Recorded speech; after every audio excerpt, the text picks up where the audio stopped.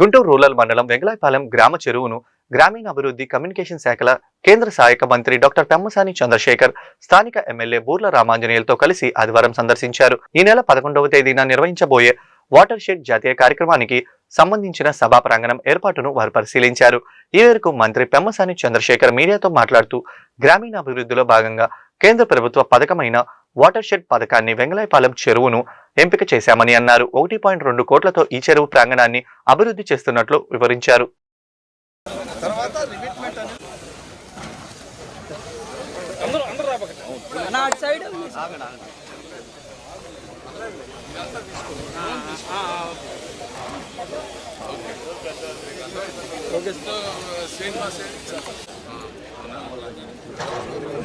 ఏదైతే ట్రాక్ అది బ్యూటిఫుల్గా ఉంది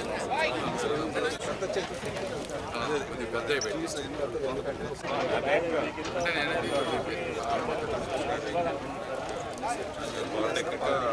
వచ్చింది.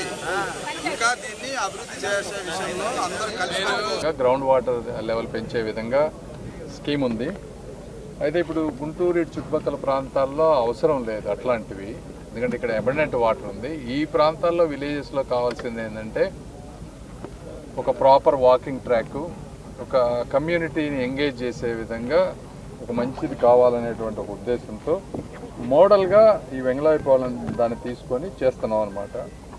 ఇందులో దాదాపు 1.2 crores ఖర్చు పెట్టి ఇక్కడ ఒక entrance plaza, parking area, open gym, children's play area, community gather area, ఒక గజీబో ఇవి చేసి చుట్టూ వాకింగ్ ట్రాక్ వేసి ఒకటి ఇనిషియల్గా 1.2 crores పెట్టి ఖర్చు పెట్టినా ఇది లాంగ్ టర్మ్లో విలేజ్ వాళ్ళు మెయింటైన్ చేసుకునే విధంగా సస్టైనబుల్గా ఎలా చేయాలనేది ఇందులో మెయిన్ ఉద్దేశం.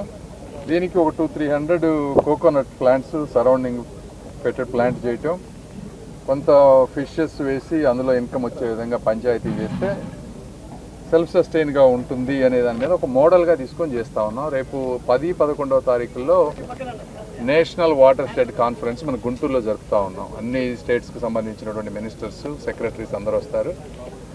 ఇది మోడల్ కనుక మన చౌహాన్ గారు గ్రామీణాభివృద్ధి శాఖ మంత్రి, క్యాబినెట్ మినిస్టర్ గారు వారు కూడా వస్తారు.